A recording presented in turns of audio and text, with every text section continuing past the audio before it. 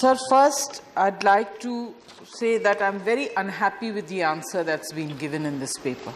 The first question itself, I mean, we can, the whole day we can discuss this subject because this is a very important subject. The answer is very bad. The government makes announcements, expects the corporate houses to follow it up.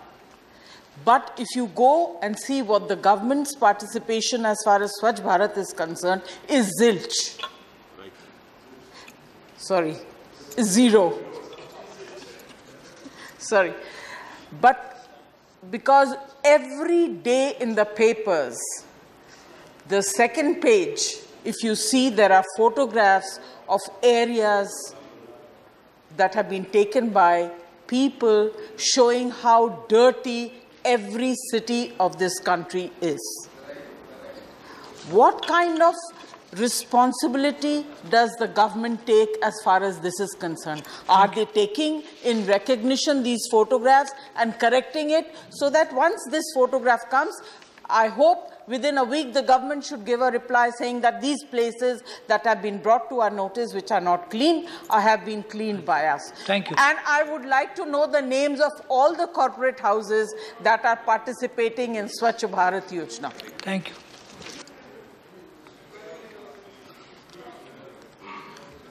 माननीय सभापति महोदय, जया बच्चन जी ने ठीक ही कहा, क्योंकि स्वच्छता एक व्यापक विषय है और एकदम सारी जगह गंदगी के फोटो आना बंद हो जाएंगे ऐसी हमको कल्पना भी नहीं करना चाहिए। लेकिन मुझे प्रसन्नता है कि जब से प्रधानमंत्री जी ने आह्वान किया और देश ने इसको प्रमुखता पर लिया है, तब से लगातार स्वच्छता का प्रतिशत बढ़ रहा है।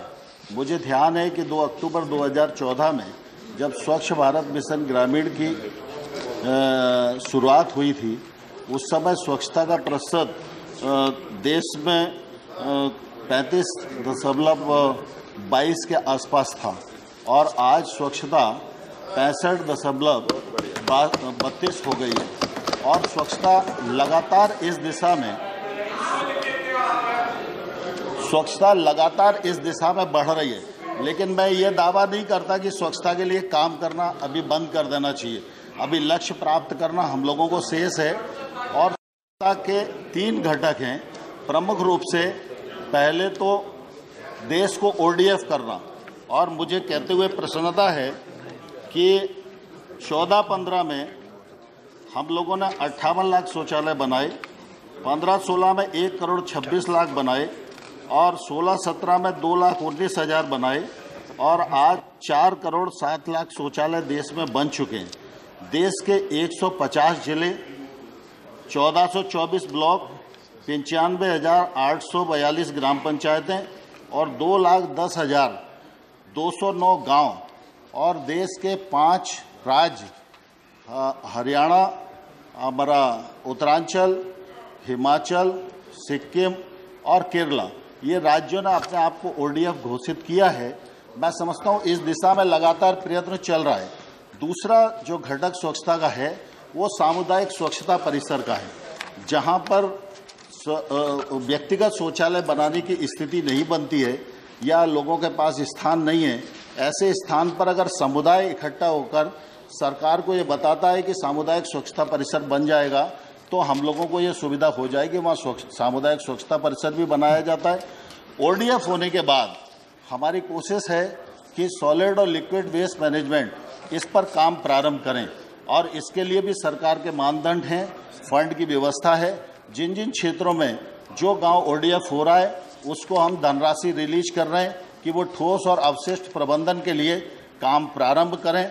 विभाग ने प्रोफेसर मासेलकर जी की अध्यक्षता में एक समिति बनाई है, वो देशज पद्धतियों का पूरा परीक्षण करती है और जो पद्धति अप्रूव होती है उस पद्धति के अनुसार हम लोग इस काम को ठोस और अपशिष्ट प्रबंधन के काम को प्रारंभ करते हैं।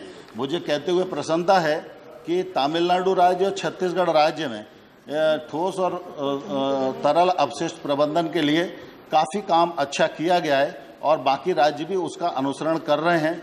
मैं आपके माध्यम से माननीय सदस्य को यह अनुरोध करना चाहूँगा कि कि स्वच्छता के लिए सबको मिलकर काम करने की आवश्यकता है। हम लोग भी कोशिश कर रहे हैं, लेकिन सब लोगों के मिले बिना इस लक्ष्य को प्राप्त नहीं किया जा सकता, इसलिए हम सब लोग भी उसमें जुटे।